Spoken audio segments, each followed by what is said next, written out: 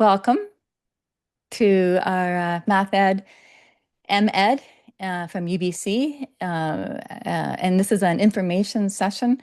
Have a little set of slides I'm just going to share with you a little bit, and then hopefully Kelvin, who's our administrative assistant, will be here so that he'll be able to share from the administrative side how to answer all your questions about the application process. So my name, I should say who I am. Everybody else introduced themselves to me. So my name is Cynthia Nicol, and I am a professor in math education in the Department of Curriculum and Pedagogy. And I have been the coordinator and the starter, I guess, of this, the originator of this cohort from a few years ago. And I'm happy and excited to share with you all about the program and answer any of your questions that you might have so that you can decide whether or not this is the right program for you. So I'd like to start by acknowledging that UBC is on the traditional and unceded lands of the Musqueam people. And that although we'll be coming from different places in the world, and in BC and in Canada for this cohort, UBC itself is on the Musqueam lands, and I'm right now on the lands of the Hunkaminam speaking people, which is about a 30-minute drive from UBC.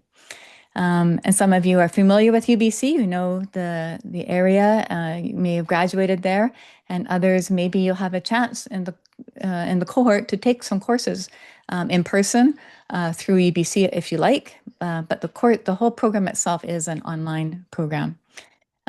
So here is the agenda that I thought we could take a look at. So we have our introductions, which we just kind of gone around and done a little bit of that. I'll talk a little bit about the program theme, which is teaching and learning math with and in community. Talk a bit about the structure and the schedule and the courses. So I have all that information.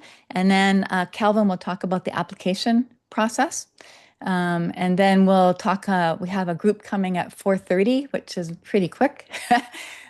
A small group coming at 4:30 who are currently in the cohort, current cohort, and they're going to talk a little bit about their experience and share a bit about what they're working on in one of the courses.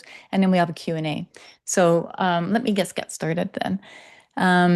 Because I don't have Kelvin here, if you have a question or you just unmute and just interrupt or just say something to me because I don't see, okay, so maybe I'll just get the chat open so I can.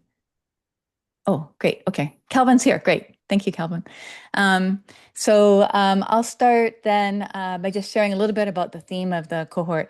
The theme is called Teaching and Learning Math with and in Community. And this theme really supports thinking about mathematics as a way, or mathematics education as a way of thinking about how we can support the health and well-being of the self, of the family, of community, land, ancestors, and future. And that's my dream of this theme for the cohort itself. So all of our coursework in math education will be tied to that particular theme.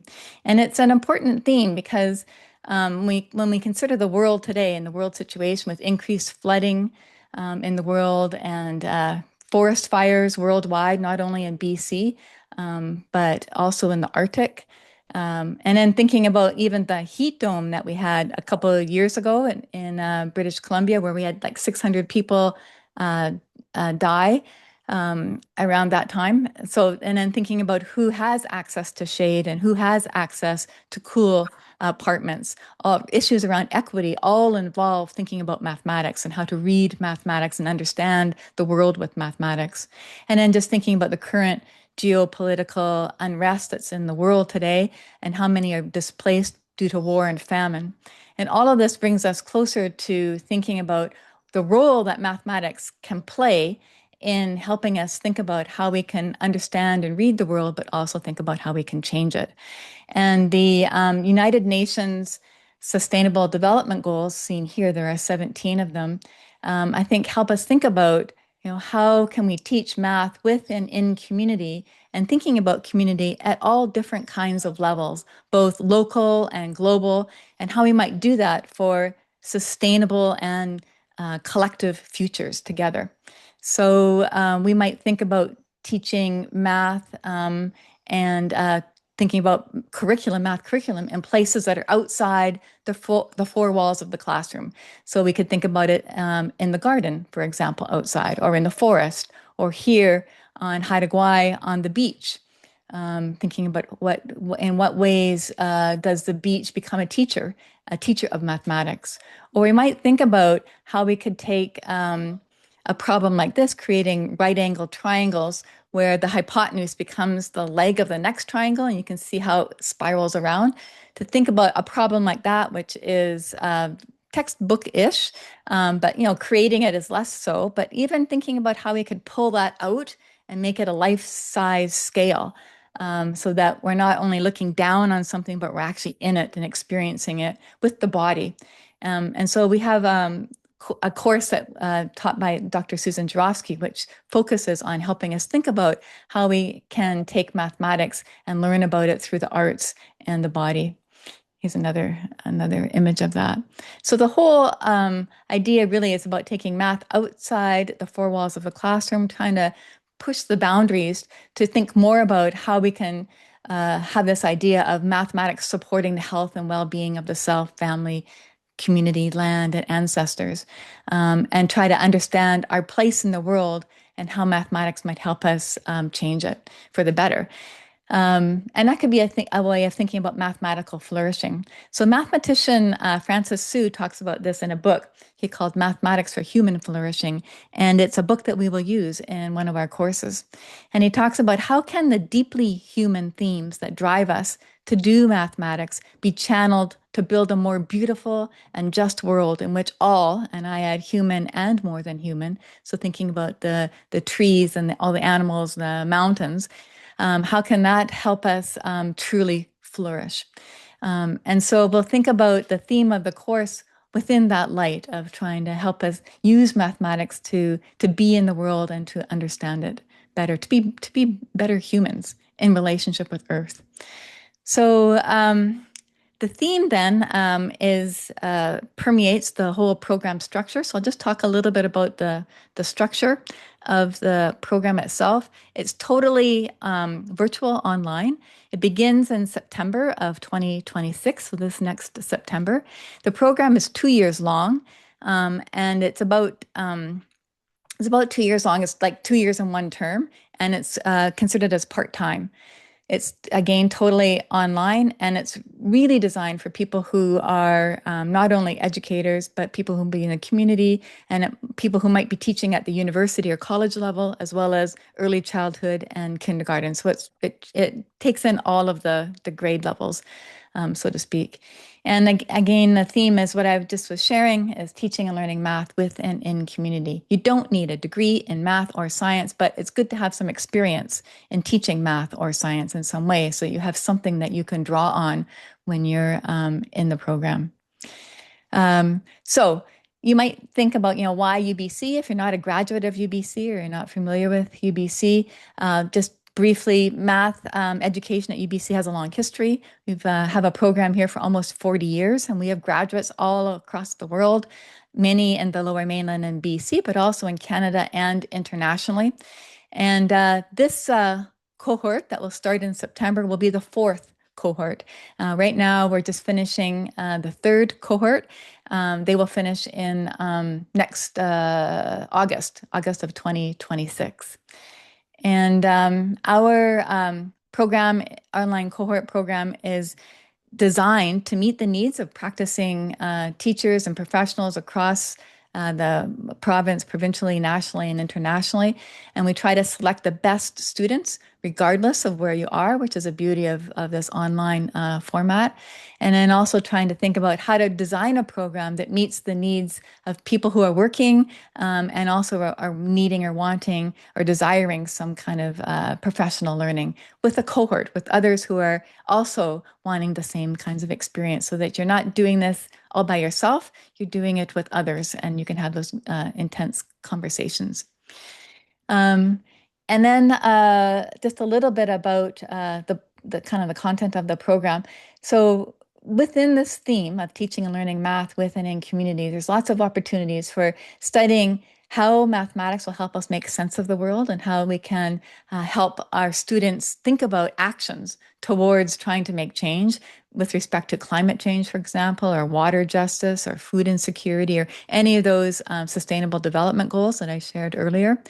Talking about exploring math through different community contexts that can inspire this kind of mathematical curiosity and this mathematical flourishing. So taking mathematics out into public spaces like libraries and malls, gardens, cultural spaces, communities, families. All of these are places where mathematics can flourish and be outside the textbook. And that's a part of our course as well. Part of the program, and a course designed specifically for that.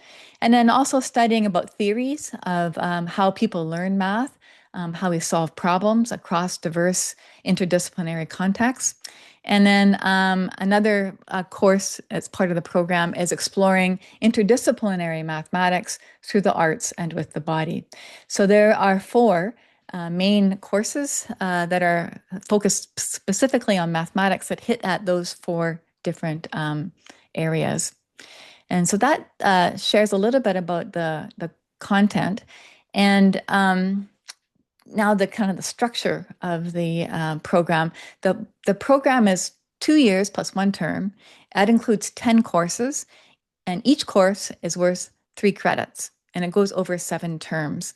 So you could finish a little earlier if you like, but you would still pay for the program over 7 terms, or buy yourself out, kind of like payments on a car or something like that. Even if you finish earlier, still need to kind of, or you sell your car, you still need to pay out the payments.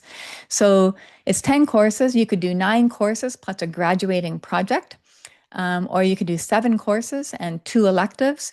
Those 9 courses could also be 7 courses and 2 electives plus a graduating project or the equivalent elective. So you would need, if you don't want to do a graduating project, then you would take a 500 level, graduate level course instead. So there are 9 courses, and those 9 courses include 2 electives. And the 7 courses that we do together as a cohort across the years, I'll just share a little bit of that structure. So in year 1, that would be from September 2026 to August 2027. There are four courses and some electives that you can take. And usually people will take, or we set it up so that we have one course each term. So we all take together an EDCP 562, which just is a good introduction to curriculum. And then that will be for the September term. And then in the January term, there would be a math education course. And this one is focused on teaching and learning math in community. And I'm teaching that course. And then you will take a course around research methodologies, how to read research, make sense of research, and do research. And there you will develop a research lit review. So you'll learn how to read the literature and make sense of it in an area that's of interest to you.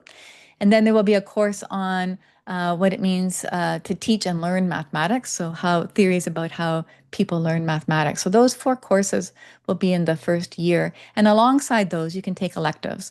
And sometimes we'll be able to offer those electives as part of the program. This year, we offered a course on AI, generative AI, and math education.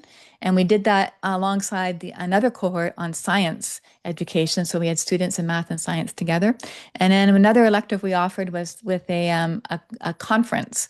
And so we covered your conference fee. It was an online conference. We covered your conference fee, and then you were able to attend various sessions at the conference and also interview different presenters as part of your assignment. So it was a really cool course. Both those courses are really cool. And then at another time, the previous cohort, I taught a course on math and place. So it's lots of different opportunities, and depending on what people are interested in, we can think about how to design a course for it. Year 2, we have teaching math for social and ecological justice. And that's in the fall term, and that's followed by a course on mathematics, embodied learning, and teaching through the arts, which is with Dr. Susan Jarofsky. And following those 2, those are all the math courses. We have 4 math courses. Those are done. And then you would take a course on Becoming a teacher researcher. It's an action research course. So it's about learning how to do research in your own classroom or research on your own teaching. And that's an excellent course to prepare yourself for the graduating project or to prepare yourself for thinking about what more you might want to do for your own professional growth and learning as a teacher. And then there's just a couple electives, and you can finish up by the end of August, or you can continue and complete a graduating paper. Now, some people actually do finish the graduating paper by the end of August as well. So the time there is flexible. It all depends on your own schedule and your own life commitments. You know, I know some people have young children and new families, or taking on more administrative roles. We all have, there's lots of different things happening in your life. So you have to decide on what kind of structure works best for you. And if you don't finish the graduating paper, you can always take another term or so to finish that off. So that gives a bit of a sense of the program theme, the courses, and the structure. And Calvin is going to talk a little bit about the application process. But in about 4 minutes, we're going to have 3 students who will join us who are in the current cohort. So maybe we could just pause here for a couple minutes and see if there are any questions. And before you get started, Calvin, that might be a good way to go. And then they could join us and just tell us a little bit about what they're working on, and then we could move to the application process. Are there any questions that anybody has? I have a question, sorry. Yeah. Um, Now, my studies have been in Europe and in Asia, so it's a bit different here. But do we have to take a course over the summer? The only courses that would be, oh, let me just think here. Uh, this one, the Education 552, ends in beginning of June, I think. So July and August, you can take courses as electives if you like. But that's up to you. So everybody takes their own electives. So we don't do those as a group. You can, unless I mean, when I talked about the generative AI and math education course, we offered that just to our cohorts, the science and the math cohort. So you could take that if you wanted to, but that was in the summer. Yeah. But only in the summer, meaning I couldn't take that in starting back in September. The Or generative AI course. Yeah, no, it was offered just at that time. But there are other courses that are offered online that you could take, and there's this thing here, which is an agreement that UBC has with other universities, so that you can take courses through other universities and not pay extra tuition to do it, and you can have it count towards your program. It just requires filling out a form and thinking a little bit in advance. So you need to find something, a few weeks before, like 6 weeks or so before the course starts, and get approvals and all that stuff together to do that. But we do have other options for taking courses elsewhere with universities that have an agreement with UBC. thank you. There's also one other thing. There's also an independent study, and that's a graduate level. So I've had students, I had 4 students one year who are really keen on math and assessment. And so we just worked together to create a course, and they just worked on it themselves.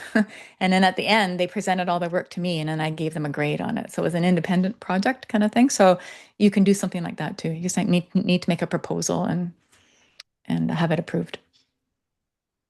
Thank you. Yeah, you're welcome. I have a question about if you have a master degree in science, for example, can you use the graduate courses? Can you get credit for some of the graduate courses you did in the master degree? Maybe Kelvin can help with that. I don't think you can't double dip. Like if those courses were already used. I can provide some insight into that. Okay. Yeah. So for UBC, for courses to be considered eligible for being accepted as a transfer credit, it has to meet several categories.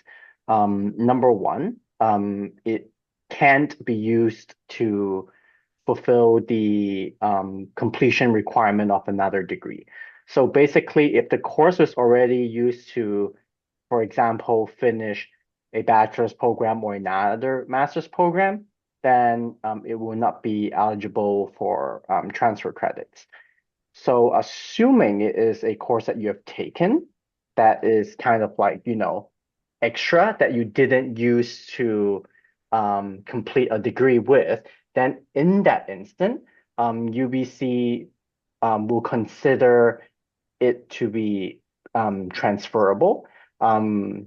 Firstly, Cynthia will have to approve it, meaning it has to be relevant to the program in some way. And after she approves it, then UBC grad school will approve it. And also it has to be taken within the past 5 years. Yeah. Okay, thank you. And oh, sorry, All good. Tej. All good. Tej. Um, Tej. Thank you. Did have a question about the two different tracks, the graduating project versus um, the the 500 level additional course. And I was just curious, kind of thinking about what students come out with, whether it's kind of becoming that classroom practitioner or really engaging with community or um, whatever those outcomes are. Do you see comparable durable transfer, I guess, into practice across both the graduating paper and the course-based track, or do you track, sorry, or do you find that Mhm. one tends to support that transfer more strongly? Hmm. Um, that's a Or I good guess question. what could you Yeah. recommend to, based on like the dispositions of students? I'm curious. Mm. Yeah, no, it's a good question. I haven't done like formal research to try to answer it that way, but I do know that everybody who does the graduating project gets a lot out of it, and they say so afterwards. And I have got lots of testimonials, and I actually asked I think two or three students actually created a little video clip that I can share at the next information session about their experience doing the graduating project. Um, but it is it's a little bit more work in some ways than taking a course. Right. Because someone's already designed all the work for you. You just have to kind of chug along, do the assignments, and you're done, right? Whereas this one, the graduating paper, you need to land on an interest of yours. But you're doing it in a supportive environment. We have like 3 or 4 people, or this cohort, the previous cohort, we had 11 students completed graduating papers, which is really good. That's almost half the cohort did that. So we formed a group, and I hired a couple other instructors, and we met regularly. So you're not doing it all by yourself. You have a team of people that are giving you feedback very quickly and supporting you through the whole process. But I can't think of one person who did a graduating project in which they hadn't. So Okay. Okay. yeah. That answers But my it all question. it all depends on your schedule. Some people have other commitments, they want to finish as quickly as possible, and others want to create something that they can use in their practice.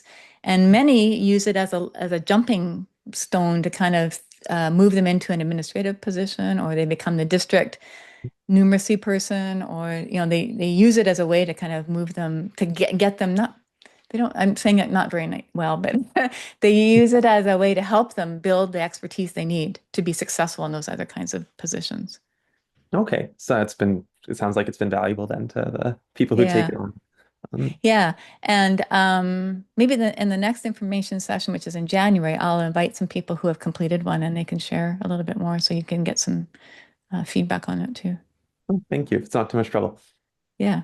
No, we can do that. Thanks for the question. And is Ollie and Taylor and Amanda, are you in the group here? I can't tell if any. We have arrived. Amanda is Oh, great. either going to be late or we'll miss it. Something came up. Okay. So I can stop sharing. So I was saying at 4:30, we have this amazing crew to join us. And Ollie, are you in Coquitlam or Port Coquitlam? I keep getting it mixed up. I'm in Coquitlam. Okay. So Taj is also in Coquitlam, but he's teaching in Abbotsford. So Ah, I just thought you might get introduced. So nice to meet you. um Likewise. So I'm going to leave it now to Ollie and Taylor are going they're currently two students that are in the program right now. And they're finishing off their third math education course. They've got like one more to go.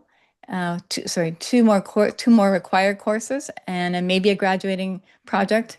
Maybe not. They're probably still deciding on that. But I thought I invited them to just share a little bit about what they're doing, and if there are any questions that you have to ask while they're right in the middle of the program, because they are also, um, I guess, kind of thinking about how to balance their own lives with school, work, family, and this at the same time. Okay.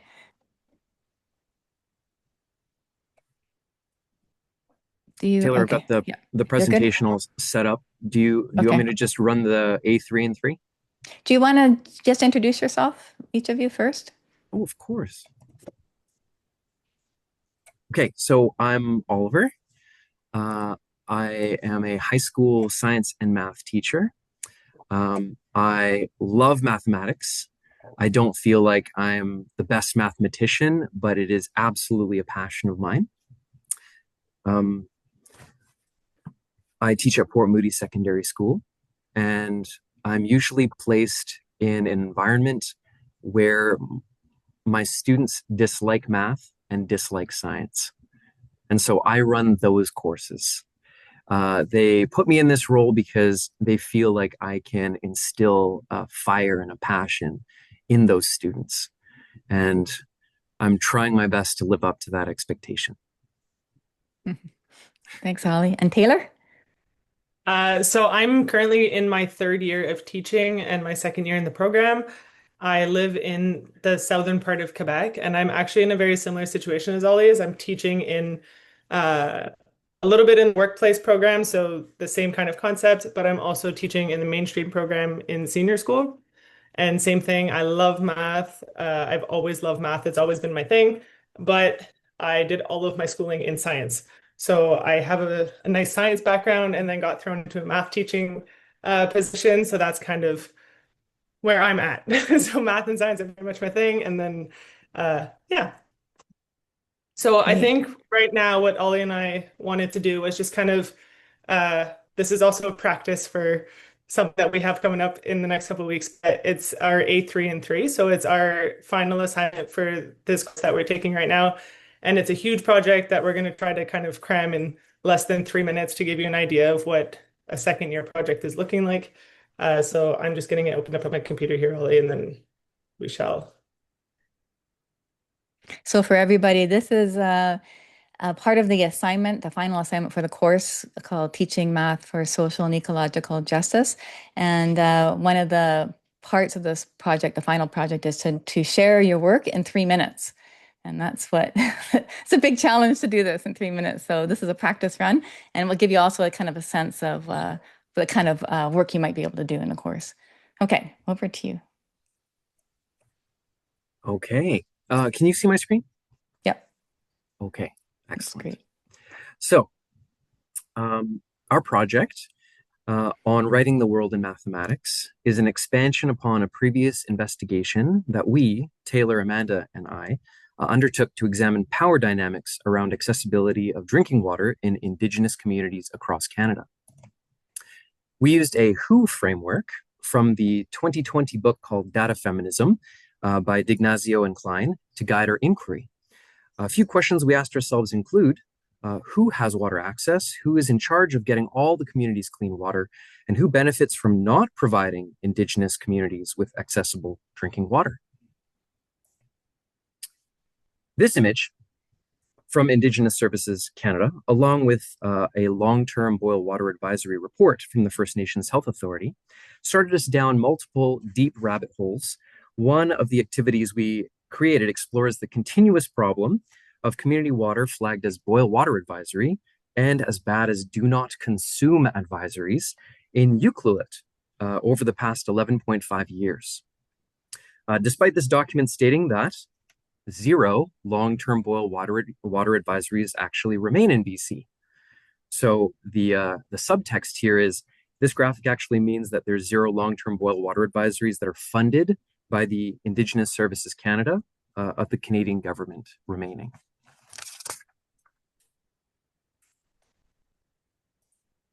Oop, there we go. We found that systemic racism is a large part of why Indigenous water access is limited. The oppression starts at the structural or the highest domain of the government funding algorithm for water and wastewater services for Indigenous communities being outdated and unreasonable, leading to interpersonal experiences of Indigenous peoples rationing their water uses for activities that matter most to them. With these different levels of experiences of Canadian residents and different definitions of success at the hegemonic or the societal level, we as individuals of easily accessible, safe drinking water fall victim to privilege hazard, where we can't see the lived experiences of these Indigenous communities for what they are, nor foresee harm to them through preventative actions. Our A3 lesson, this one, our lesson set brings awareness to these injustices and gives students strategies for examining these issues using simple mathematical concepts of arithmetic operations, graphing, and fractions. That's it. Wow, that was only 2.5 minutes. We did good. Yeah, wow. I can see how we can make it a little bit longer. Okay, thank you very much for sharing that, a little bit about your project. Does anybody have any questions, or maybe you could each share, because I know that that was a question that was sent to us when people registered, was how are you balancing? I know that you have a young family, Ollie. How are you balancing having a family and working and doing the program at the same time? What are your strategies? And then maybe Taylor can answer the same question. So I have an amazing wife. Without her support and unpaid work that she does, I wouldn't be able to do this program. I'm teaching full time. I'm parenting 2 children of 5 and 7, and I'm doing this master's course that I'm putting everything into. And so I wake up at 5 in the morning. This is my personal strategy. It's really hard for me to focus if I've got noise. And so only after I put my children to bed at 8 o'clock do I have time to decompress and maybe do some marking, maybe do some of my other mandatory schoolwork. But then I have to get up into silence and just learn when I open my eyes. And it feels like the best time to absorb information before I have to go to school. So I get maybe 2, maybe 3 solid hours of learning each morning. And then that's my strategy for success so far. And then the evenings are for family and That's right. schoolwork and stuff. Yeah. Yeah. Good. Thank you. And Taylor?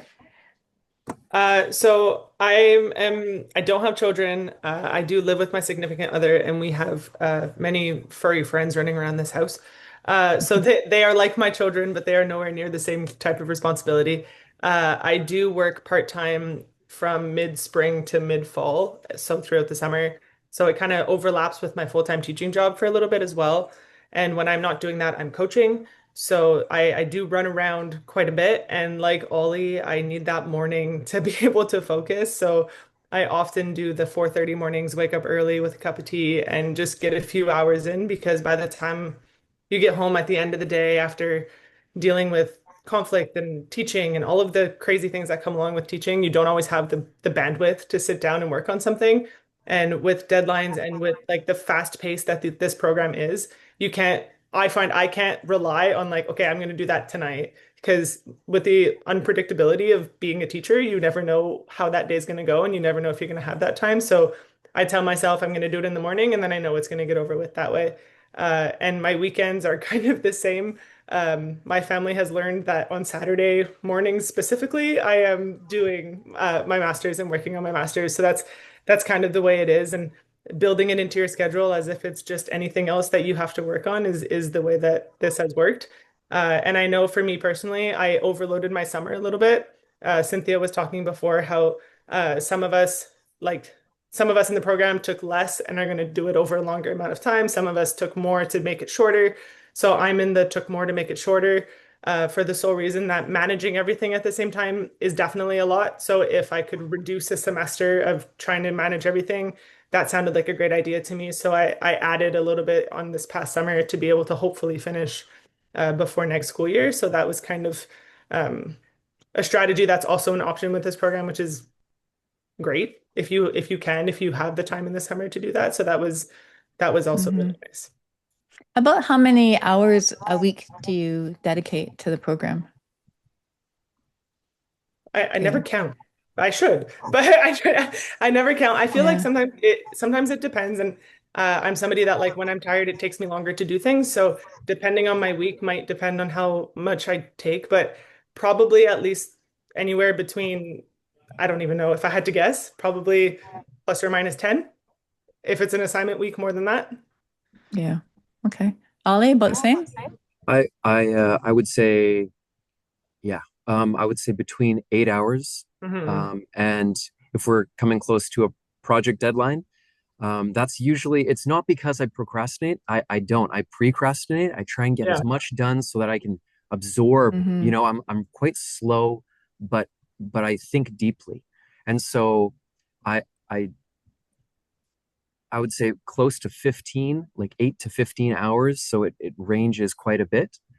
But close to the deadlines is where you collect all your data. You have everything you need. You have all the papers, you have everything. And then now it's just putting it together and enjoying the connection and enjoying how to explain yourself and connecting with your partners and getting feedback. And it's it's it's an amazing process. Well, and just to add on to that, Ollie, like you said something really important there. You said that instead of like procrastinating or precrastinating, and I think that that's something that reflects well, like in our group with Amanda as well. I don't know about you, but hopping into this program, I was fresh out of my bachelor's and I was kind of really done with group work. And I was like, I had those experiences with group work.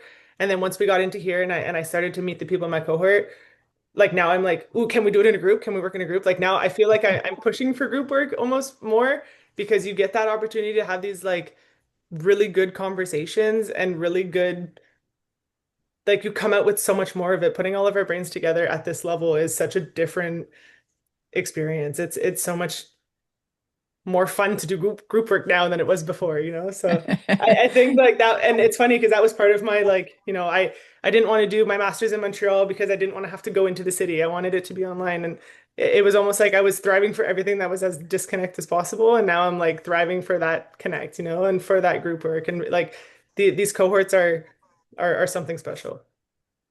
Great. Well, thank you very much. I'm just noticing our time, and I've taken more of your time than we had intended. So thanks to each of you for joining and sharing a little bit of your thoughts. If anybody has a question, you could put it in the chat, and I can pass it on to Taylor and Ollie if you'd like to ask them specifically. And I'm sure that they can respond, and we can put it out on a FAQ maybe on the website. So thanks again, Taylor and Ollie. Appreciate it. And so in the remaining time, let's move to Kelvin, who will talk about the application process.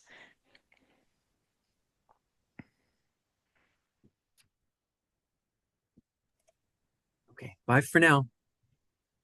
Bye, Ollie. Bye, Taylor.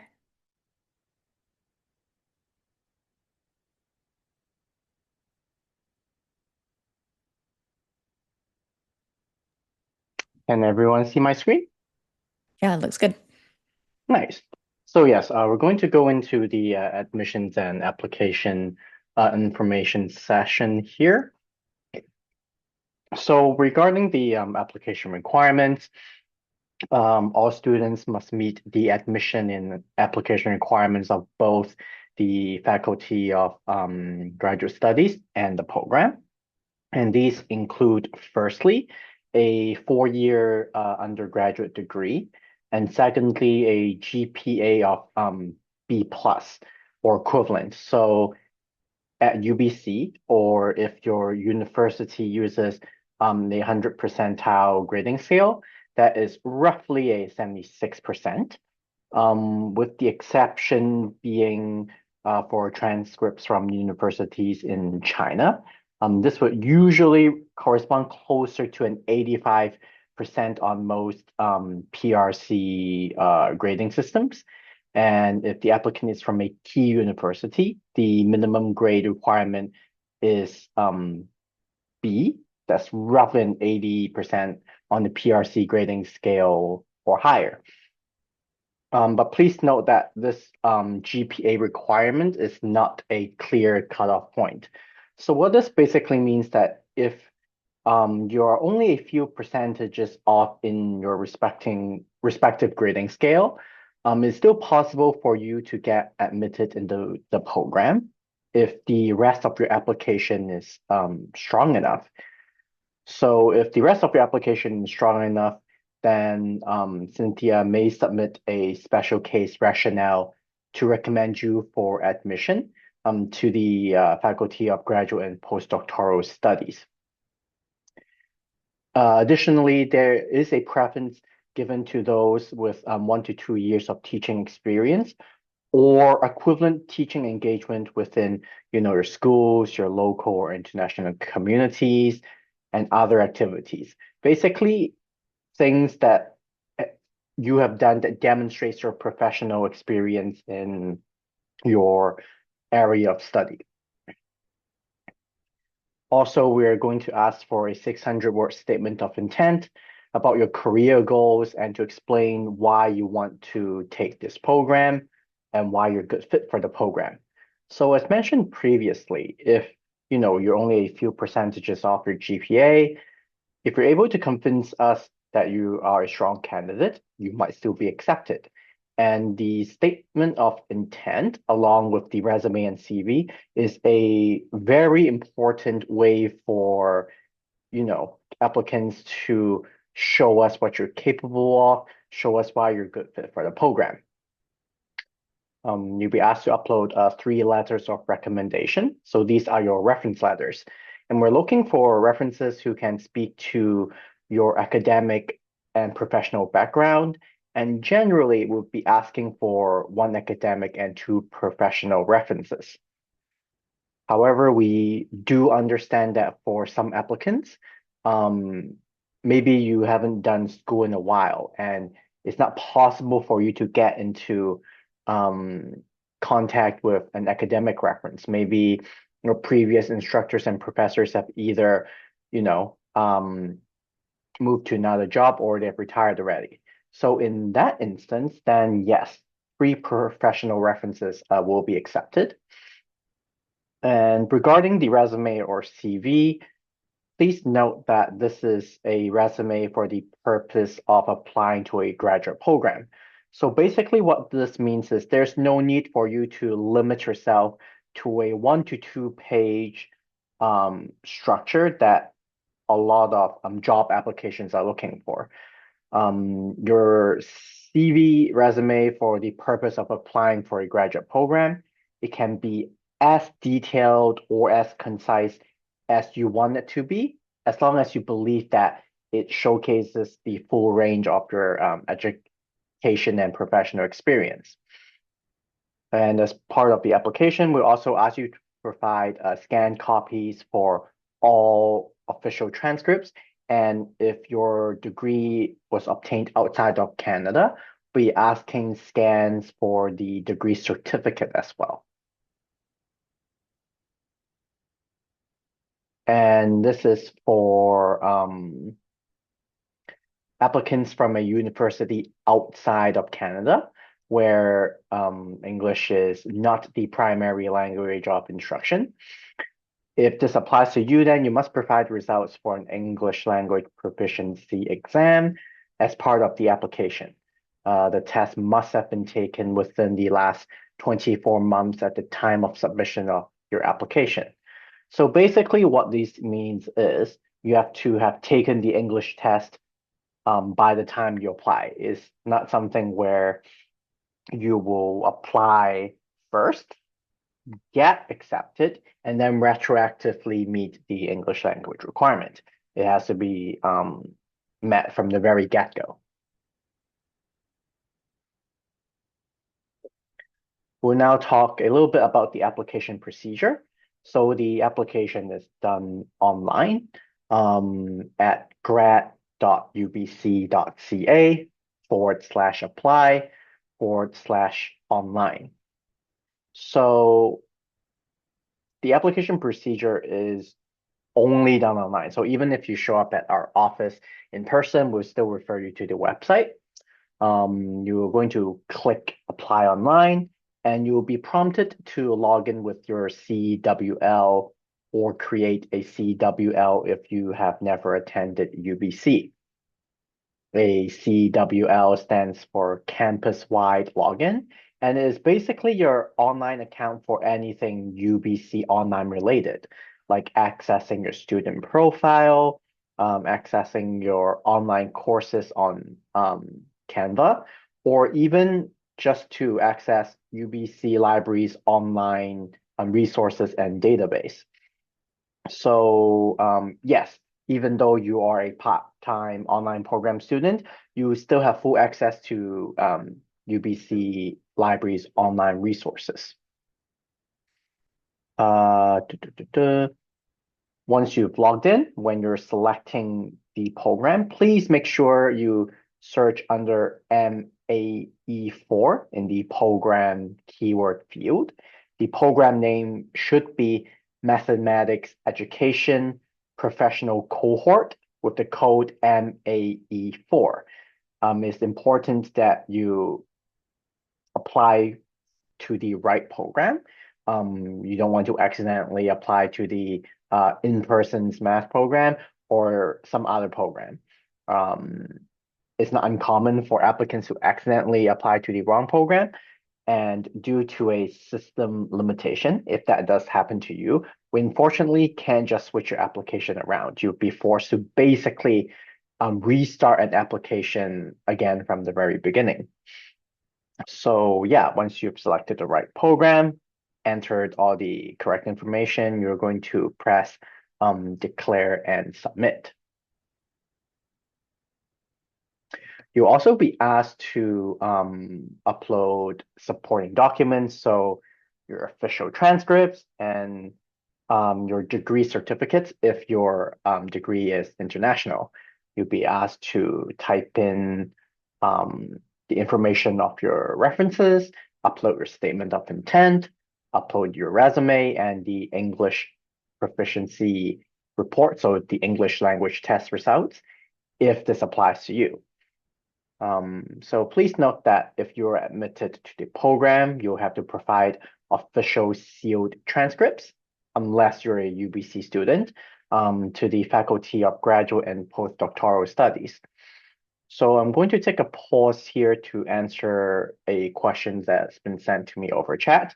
The question is, for transcripts, can they be the digital unofficial transcripts that are downloaded directly from my university's account, or do I need to acquire paper transcripts that are scanned and then submitted? So during the application stage, as long as your transcript is official, UBC will accept it. So this include the official electronic transcripts that you have on hand, or a scan of a paper transcript. UBC will accept that during the application stage. However, once you have been admitted into the program, UBC for electronic transcripts will ask for your university to send it to UBC directly, or in the case of paper transcripts, ask the paper transcripts that are still in the official sealed envelope of your university to either be mailed to UBC or dropped off the envelope directly at the office. We're going to talk about references for a little bit. So when adding your references to your application, you'll be asked whether they are a professional or academic reference. Academic reference are those who know you in an academic capacity, while professional references are those who have supervised you in a work setting. And it is strongly encouraged to submit electronic letters of reference. That is because electronic references are easier to track, they arrive quicker, and paper references will always take longer to arrive than you think it may. So you simply fill in the email address of your reference when completing the online application. So a tidbit about references that uses free web-based email address. So things like at gmail.com, at hotmail.com, at yahoo.com, or at navigator.com or whatever. If they use a free domain email, then instead of being linked to an online form, they'll instead receive a link to a paper form, which they can then print out, fill in, and mail it to our office. Or for everyone else, if they use a professional email address, so something like at ubc.ca, at whatever organization.com, or at whatever school district.ca, something like that. If they use a professional email address, they will automatically receive an email with a link and instructions for completing the electronic reference form. If they don't want to fill in a form and would instead like to upload a whole reference letter, that is okay as well, as long as the questions in the form is addressed in the reference letter, basically.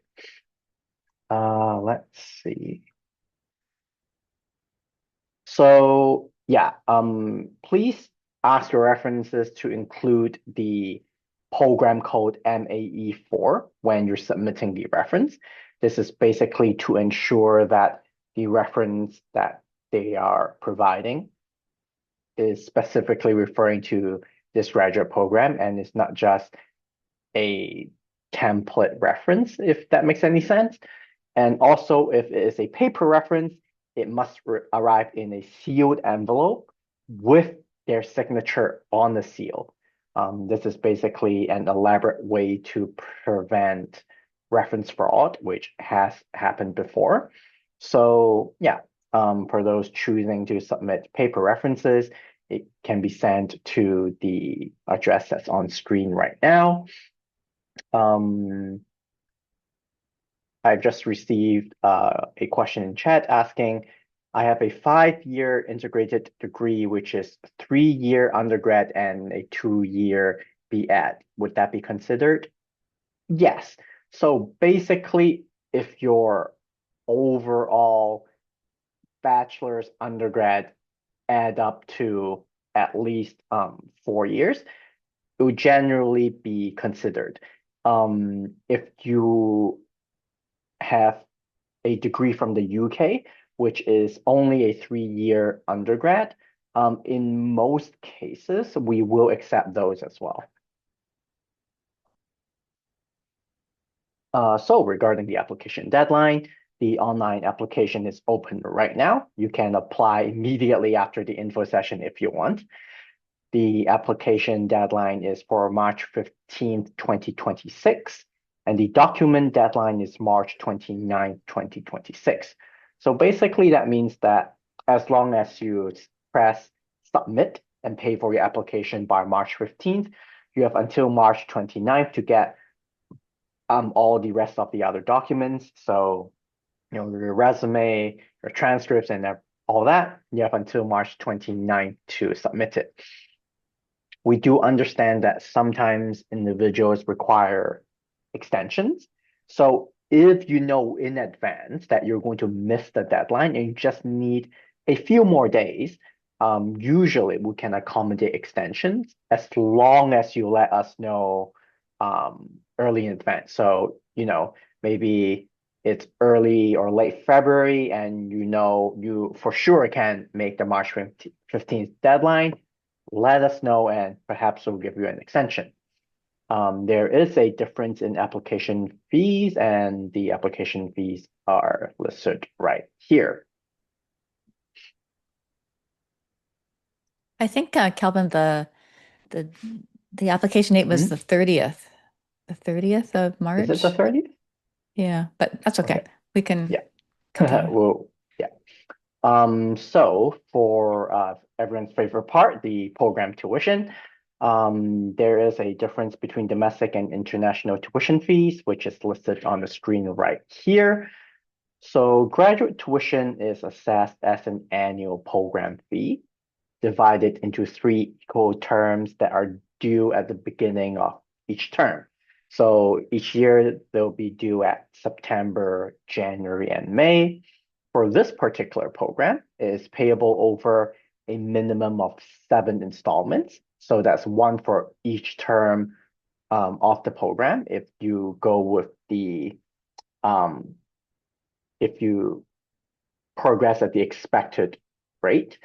And tuition is charged as a whole program fee and not assessed on a per credit basis.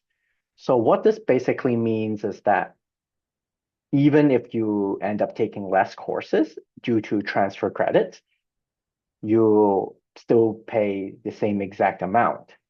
Similarly, if you decide to take a lot more electives, either for your own personal interest or your personal professional development, you would still be paying the same exact tuition. So we have instances where, a student does the 10 courses for the program requirement, but then they take another 5 courses as elective just because they want to, and they still end up paying the same exact amount. So this is a good feature that you can take advantage of. Tuition may be raised by up to 2% annually, and if there is an increase, it will usually be announced in spring of each year, usually around March. Regarding funding eligibility, since this is a part-time program, is not eligible for traditional student loans or other types of funding. The part-time program / nature of this program is designed so full-time working individuals can do this program on the side. As for whether you're able to secure third-party funding yourself, so maybe your school district has a sponsor for teachers to get a master's degree, and you don't care whether the program is online or part-time, then yes, you might be able to secure funding. Or maybe the province or country or city that you're living in right now, maybe they have funding that doesn't care about whether a program is online or part-time. Then yes, in those instances, if you're able to find your own funding, that is completely okay. All the fees listed right here is subject to change annually, and only the information on the UBC calendar is official. Moving on top of tuition fees, there are student fees, and they vary from term to term, approximately $800 to $900 per term. However, most of these fees students are able to opt out of, and as online students who don't actually come to the university campus for your core courses, there might be plenty of services and such that you won't be utilizing. So for example, if you have your own medical and dental coverage, you can opt out of the medical and dental plan.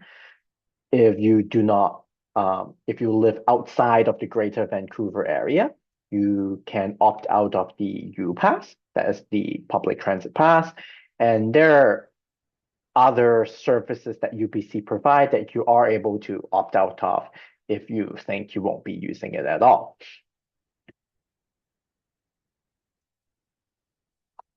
So a little bit regarding teacher education certificates. So basically this is for you if you are a teacher in the Vancouver Lower Mainland that have taken UBC students in your classrooms as student teachers. If this applies to you, you might be eligible for a tuition credit. I believe it is roughly 0.5 credits worth of tuition. And if this is you, you can learn how to redeem it at teacher.ed@ubc.ca. I am also going to include the email in chat just in case.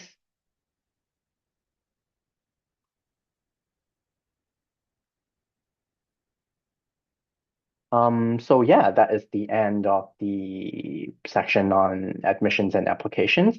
So the floor is now open to Q&A.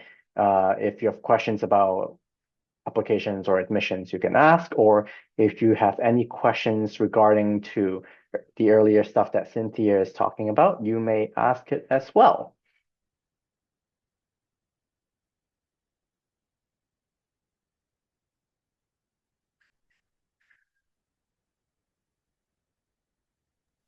So, Cynthia, I do have a question that I've received that maybe you can provide some insight into.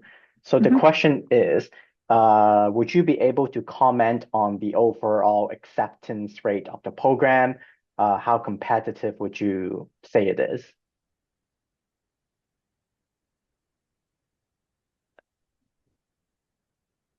Yeah, not everybody who applies is accepted into the program, but the acceptance rate, I'd have to think about that. Um, but more people are accepted than not. I don't know that helps very much. I believe the acceptance rate is approximately um It's pretty high. Like it's only like if I usually around 70 to y- 80%, depending on how many applicants apply that year. yeah. And it Yeah. depends on the pool of Yes. applicants. So not everybody who gets in, it is competitive. Yeah. But and I'm certainly available to help anybody out who would like any assistance in filling out the application or writing your letter of intent. If you'd like to have some feedback on that, I'm certainly available to do that. So what makes a strong application is, grades, letters of reference, your statement of intent and how that is written. But if you don't have strong grades, and let's say it's been a number of years since you completed your program, then years of experience and contribution to the field, like providing some leadership in your school or in the math ed community, can be used to make a special case for you to be entered into the program. So there's ways to take your experience and use it as something that can help, maybe offset some grades that might be a little bit lower because they were taken, from many years ago or something like that. Um, yeah, but for the most part, I would say like around 70% or so, 70% acceptance rate. I know that there were some questions that were asked. Maybe we've answered them all that when people registered for the session. Um, Oh, I think I see I think, someone with their hands up in chat. oh, okay. Tej. Tej has great questions. It'll be my last one, I promise. Well, actually, that was a lie. It's a two-part question. But the first is just a very technical question about the application. And I noticed that for both the resume and CV, as well as the statement of interest and intent, there's both a text box and a file upload. The language of the application implies that it's a choice. And so I went with the text box for the statement of interest or intent, but the application portal still says that because there is no document uploaded, that the status of that is not received. Should I still upload that same statement in a document to satiate the application portal, or on your end, will you see that there's a statement of intent there and that's sufficient? So you can, why don't you email me directly and I'll look into that for you. I'll Sure. provide my email address in the chat right now. Sure, thank you. Great. And then that second question, I appreciate that. Thanks. Was in terms of the GPA requirement and how important it's going to be to offset that. I'm just curious in the statement of intent or in other ways, how your Bachelor of Education, especially if it was completed in a pass-fail school, impacts your assessment of GPA. Specifically UBC's Bachelor of Education, it would result in you having Yep. a pass fail on your most recent 60 credits. Mhm. Yeah, so for specifically for UBC's Bachelor of Education's pass fail, um, internally we do have a equivalent GPA thing that we will use when it comes to calculating that. For any other external programs, if the grading is pass fail, we simply won't calculate that. But for UBC's BEd specifically, we do have a way of calculating it, yes. Okay, awesome. I was just curious Yeah, if that was part of of the course. calculation. Okay, yeah. Thank you so much for your time. It's about is 76%? Is that the way it gets calculated or no? Something like that, roughly. Yeah. Okay. Yeah. Thank So you. not to worry about those Yeah. pass fails. They're good. It was some fourth year engineering courses that are I wasn't sure if those would be in the window of credits compared to the Bachelor of Education. So I'm glad that there's some weight on the most recent education. Mm. Yeah. So maybe Kelvin would be good to look at those more specifically if you wanted more details on it. But yeah, good. Thanks, Taj, for your Yeah, question. appreciate it. And Wendy, you have a question? So yeah, I have a quick question about so it's comforting about the acceptance rate. And so I do wonder, like, when you guys consider that a candidate's accepted, around what time of the year would you inform us after the March deadline? So no applications will be reviewed until the application window has closed. Mm-hmm. So the application review process will only start April 1st. And usually we are looking to provide an admission decision between middle of May to early June. Would you say, Cynthia? Yeah, we made the application deadline a little bit later so that people had a bit more time during the break to apply, which then, does push the window to review and get feedback to Okay. to meet and decide on applicants to be accepted. So it all depends on how quickly we can review the applications and how many there are. Um, but that's a good time frame is by the end of the month, at the end of April, beginning of May.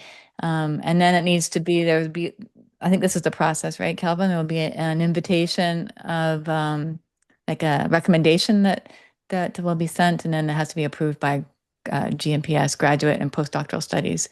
So there's sort of a two-step process, right? Basically, so if you are a candidate that meets every single requirement, then our internal review process would be quicker.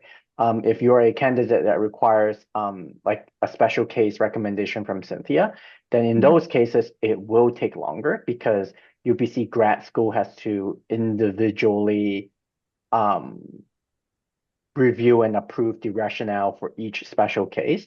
But yes, it is a two-part process, and the more straightforward your application is, the faster you would receive an admission decision, basically.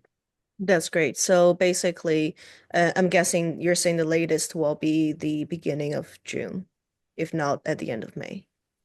Yes, unless there's something that is going horribly wrong with your application. But if it's That's normal understandable. one, yeah.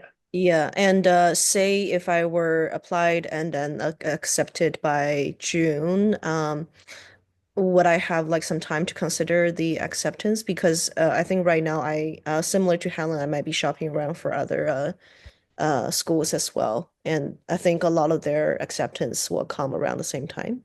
Yeah, so usually after receiving an offer letter, you would be given, depending on the time frame of the year that you receive the admission decision, you usually be given between 2 weeks to a month to decide. Okay. And, you know, if you accept the program and maybe, a week before the program starts, your personal circumstances suddenly change and you're no longer able to do the program, then if you suddenly withdraw, there is a process for special case scenarios like that as well.